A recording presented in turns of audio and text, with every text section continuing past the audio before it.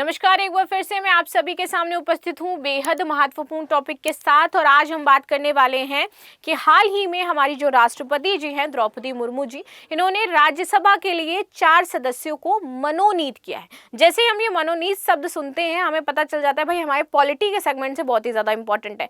तो यहाँ पर ये जो 4 सदस्य मनोनीत किए गए हैं, इनकी क्या क्राइटेरिया होता है, क्वालिफिकेशन, कहाँ पर मनोनीत किए जाते हैं, कैसे किए जाते हैं, बिना मतलब राजनीतिक बैकग्राउंड होते हुए भी किसी को कैसे यहाँ पर मनोनीत किया जाएगा, उम्र क्या होती है, इन सारी चीज़ों के बारे में हम बातचीत करने वाले हैं। सो मेरा नाम है प्राची मिश्रा और संस्कृति आज के इस प्लेटफॉर्म पर आप सभी का बहुत बहुत स्वागत है। वीडियो अंत तक जरूर देखिएगा। बहुत ही इंपॉर्टेंट चीज़ें मैंने इसमें कवर करी हैं कि उनके कार्य क्या होते हैं, कैसे वो लॉ मेकिंग में अपनी भूमिका निभाते हैं। That's everything, right. इससे पहले बता दूं कि हमारा मॉनसून सुपर सेवल सेल शुरू हो चुका है। IAS फाउंडेशन जो कोर्स है, इस पर आपको 60% का ऑफ दिया जा रहा है। ऑप्शनल कोर्स पर आपको 50 to 60% ऑफ मिलेगा। UPSC and UP PCS foundation course पर आपको यहाँ पर ऑफ मिलने वाला है, प्लस पीसीएस फाउंडेशन कोर्स को आपको 75% ऑफ मिलेगा। अब आ जाते हैं न्यूज़ पर। तो जैसे कि आपको पता है कि 4 नए सदस्य मनोनीत किए गए हैं। इसमें एक सदस्य जो है वो बहुत ही ज़्यादा चर्चा में है। चर्चा में वो इसलिए है क्योंकि उन्होंने कसाब का जो केस था, आतंकी कसाब आप जानते हुए फांसी दी गई थी, उस केस को भी लड़ा था। ठीक है, तो चलिए आते हैं। इन नामों की घोषणा गृह मंत्रालय द्वारा जारी अधिसूचना SO 3196E के तहत की गई है। तो ये क्या होता है ये भी समझेंगे। अब देखो नामित सदस्य कौन कौन है। उज्जवल देवराव निकम, ये प्रख्यात विशेष लोक अभियोजक हैं, इनको चुना गया है। दूसरा, C सदानंद मास्टर, समाज सेवा के क्षेत्र में इन्होंने बहुत बेहतरीन काम किया है, इनको चूज किया गया है। हर्षवर्धन श्रृंगला, पूर्व विदेश सचिव, एक वरिष्ठ राजनयिक हैं, इनको चूज किया गया है। प्लस एक है डॉक्टर मीनाक्षी जैन, जो कि इतिहासकार हैं और सांस्कृतिक विशेषज्ञ हैं, इनको चूज किया गया है। ठीक है, आगे बात करते हैं। चारों नामित सदस्यों का थोड़ा थोड़ा पहले तो हम परिचय जान लें, क्योंकि ये बहुत ही ज्यादा जरूरी हो जाता है। सबसे पहले उज्जवल देवराव निगम की बात करेंगे। भारत के सबसे चर्चित आपराधिक मामलों के विशेष लोक अभियोजक हो जाते हैं। सबसे ज्यादा इंपॉर्टेंट ये कि 26/11 मुंबई आतंकी हमले में एकमात्र जीवित आतंकवादी अजमल कसाब के जो मुकदमे थे, इसमें अभियोजन का इन्होंने नेतृत्व किया था। इन्होंने कसाब को मृत्युदंड दिलवाने में महत्वपूर्ण भूमिका निभाई थी।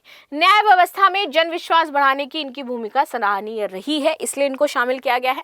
दूसरे, C सदानंद जी के बारे में बात करिए। सामाजिक कार्यकर्ता हो जाते हैं। वंचित वर्ग, अनुसूचित जाति और आदिवासियों के लिए उन्होंने बहुत ही बेहतर काम किया है।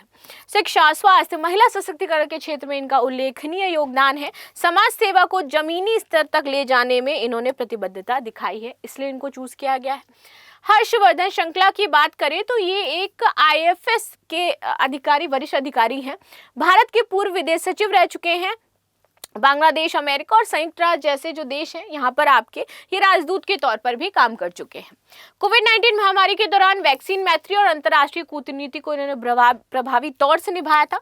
वर्तमान वैश्विक परिदृश्य में उनकी राजनयिक विशेषता जो राज्यसभा है, इसके लिए बहुत ही ज्यादा महत्वपूर्ण हो जाती है। लास्ट में डॉक्टर मीनाक्षी जैन, विख्यात इतिहासकार हैं, लेखक, सांस्कृतिक मंत्रालय की कई समितियों में ये रह चुकी हैं। भारत की प्राचीन परंपराओं, धार्मिक संस्कृति स्थलों और ऐतिहासिक विमर्शों के लिए इन्होंने गहन शोध किया है। भारतीय दृष्टिकोण के इतिहास लेखन में पुनर्परिभाषा करने के लिए इन्होंने योगदान दिया है। इनकी कुछ पुस्तकें हैं, बहुत ही ज्यादा फेमस है। The battle of Rama, sati, evangelicals, Baptist missionaries and the changing colonial discourse की लेखिका ये रह चुकी हैं। संविधिक आधार अनुच्छेद 80, ये इंपॉर्टेंट है हमारे लिए। अनुच्छेद 80 भारत के संविधान के भाग 5 और अध्याय आपके 2 संसद के अंतर्गत आता है। ये राज्यसभा की संरचना, सदस्यों की संख्या और नामांकन की जो प्रक्रिया है, इसको स्पष्ट करता है कि कैसे नामांकन किया जाएगा, कैसे चूज किया जाएगा।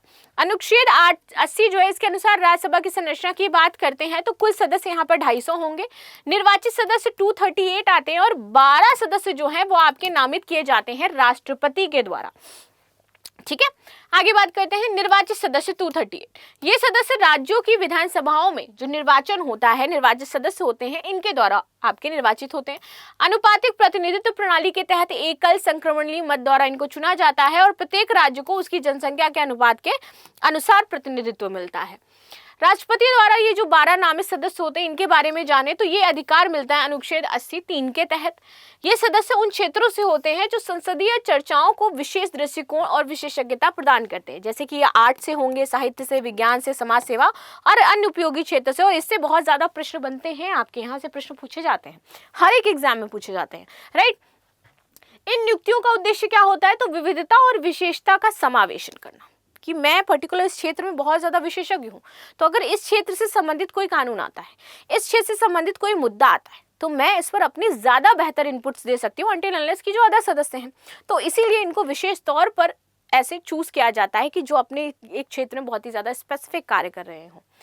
उच्च सदन में विविध दृष्टिकोण और गहन विषयगत ज्ञान लाना, लोक नीति निर्माण में योग्यता, नीतिगत चर्चाओं में विशेषज्ञता हासिल करना, विशेषज्ञ हस्तक्षेप जो है वो जरूरी है। राष्ट्रीय हितों को समृद्ध करना, तो विधायी चर्चाओं में देश के दीर्घकालिक हितों में दिशा में सुदृढ़ करना। अनुभवजन्य नेतृत्व, विशेष क्षेत्रों में वर्षों का अनुभव संसद में प्रस्तुत करना। लास्ट में क्वेश्चन है, अनुच्छेद 83 के अंतर्गत राष्ट्रपति को कितने सदस्यों को राज्यसभा में नामित करने का अधिकार है? 10, 12, 14 या फिर 15? तो ये 3 न्यूज जो हमने डिस्कस करी। मिलते हैं नेक्स्ट क्लास में, तब तक के लिए धन्यवाद। लाइक शेयर सब्सक्राइब करना बिल्कुल भी ना भूलें and thank you so much.